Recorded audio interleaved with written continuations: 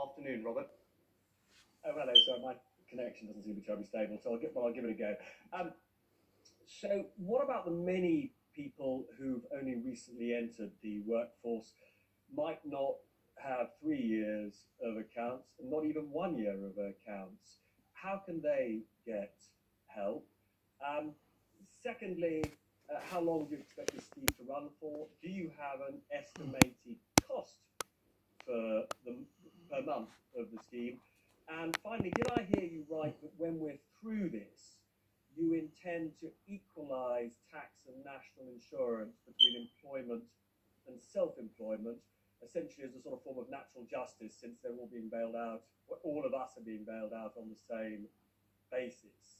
And then finally, for the Deputy CMO, Chris Whitty said yesterday that the big problem in terms of ramping up testing is a world shortage of the bits and the kits. Why didn't we order the kits weeks ago when this first emerged as a problem? Why did we wait till everybody else had ordered kits? Robert, what was your first question exactly? It cut out for a second. Oh, sorry. So the first question is, significant numbers of people have only entered the self-employment workforce recently. And they won't have accounts. They certainly won't have 3-year accounts. They won't even have 1 year of accounts. How are you going to help them? So what we will do is, for those that don't have 3 years, we will look at whatever they do have, whether it's 1, 2 or 3. But seeing as we're looking at trading profits or partnership profits, obviously those can be volatile year to year. So where people do have more than 1 year, we will look to average out over the years. That was something that many people called for because it seems a sensible thing to do to smooth out that volatility.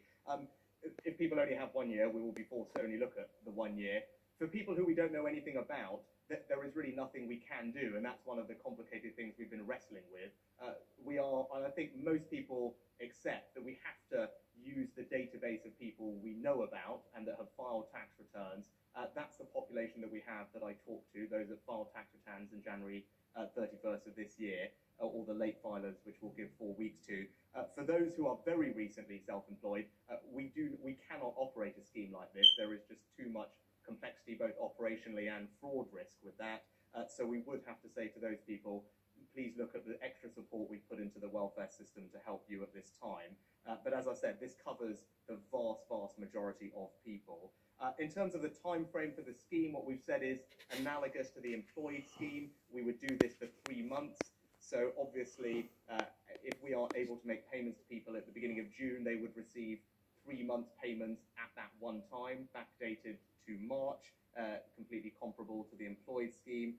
And with regard to your question on tax, I think the broader point I would make is, rather than be too specific right now about future tax policy, is just an observation that there is currently an inconsistency in contributions between self-employed and employed.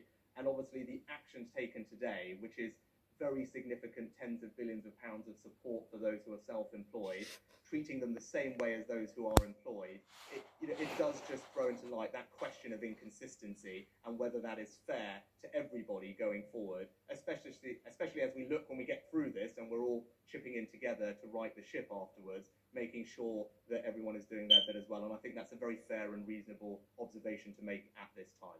I'll hand over to Jenny for your other question. So, thank you, Robert. In relation to testing, so I think with all of these things, whether it be testing or PPE, we have ordered and we have planned ahead. But I think what the public perhaps will recognise is that this is a brand new event. It's a pandemic, and every single country is ordering at the same time. And many of the reagents and the items that are used are coming from some single suppliers, but many from international suppliers, many of whom have actually been affected themselves by the pandemic. So I think this is not an issue of a lack of forethought in planning. It is an unprecedented event. And I think a few other points which are worthwhile thinking about. It is a brand new virus, so even to understand how you might test it, you need to have the virus and understand a little bit about it before you can start. And there is also a point which is really important. Whilst we are dealing with coronavirus, so colleagues in Public Health England, for example, on a day-to-day basis still need to manage all the other individual infections which are in the country, and some of those will be of higher significance, a higher risk for individual people. So it would be wrong for us to be moving, for example, stock from our daily work into this. I mean, on a final point, and I think Chief Medical Officer made the point yesterday, the evaluation of this is absolutely critical. So we do have evaluations running now, and I recognise we all want to see these testing programmes very active, but it is vitally important that when we have a test, we know it does what we want it to do, not that we have incorrect information. Thank you. Can we turn next to Jason Groves from the Daily Mail? Thanks, Chancellor.